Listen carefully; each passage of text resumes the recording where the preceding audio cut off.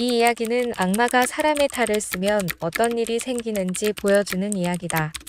남편과 이혼 후 홀로 아이를 힘들게 키우고 있는 여자가 있었다. 왜냐하면 이혼한 남편이 양육비를 주기 싫어 잠적했기 때문이다. 양육비를 받기 위해 여자는 잠적한 남자를 찾으러 다녔고 마침내 찾은 그의 모습은 지금까지의 모습과 달리 좋은 차, 좋은 집, 그리고 다른 여자와 함께 살고 있었다.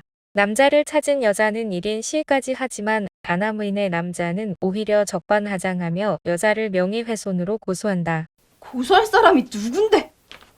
그러던 중 갑자기 암으로 시한부 인생이 돼버린 여자는 쓰러지게 되고 소식을 듣고 병실에 찾아온 남자는 이참에 나도 아빠 노릇 좀 하자. 라며 아이를 돌보겠다고 한다. 하지만 이것은 다 거짓말이었다.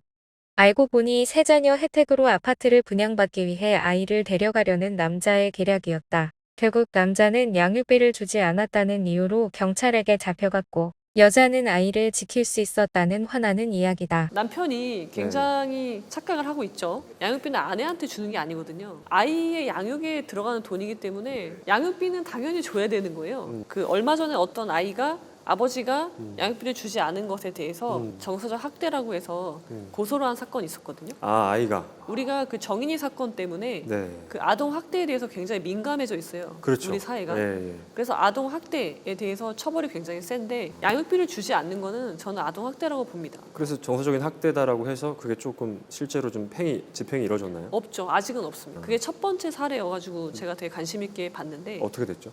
아직은 이제 제기를 한 상태이고 양육비이긴 하지만 채권 채무라서 우리가 돈을 안 갚는다고 해서 그 사람 형사처벌하진 않거든요. 그러니까 채권도 이렇게 뭐 상속 포기라든지 이런 걸 하지 않는 한 넘어가잖아요. 부채가 이렇게. 네. 그런 게 양육비는 없나요? 물론 그 사람이 죽으면 상속이 될 수 있겠지만 그렇지 않다면 채권을 양도하지 않는 이상은 가족이 그것을 부담하진 않죠. 참 안타까운 법이네요. 지금. 그렇죠. 그래도 옛날보다는 많이 좋아졌죠. 이번에 양육비 이행을 위한 여러 가지 법 제도가 정비가 되면서 올해 7월부터 양육비 이행법이라는 게 이제 그 시행이 됐거든요. 네네. 그 중에 감치라는 제도가 있는데요. 우리가 흔히 아는 체포랑 비슷한 개념으로 보시면 되는데요. 네. 굉장히 효과적이죠. 그렇죠. 왜냐하면 인신을 구속해 버리니까 감치 명령을 받고도 양육비를 네. 지급하지 않으면 추가적으로 좀 무거워지나요?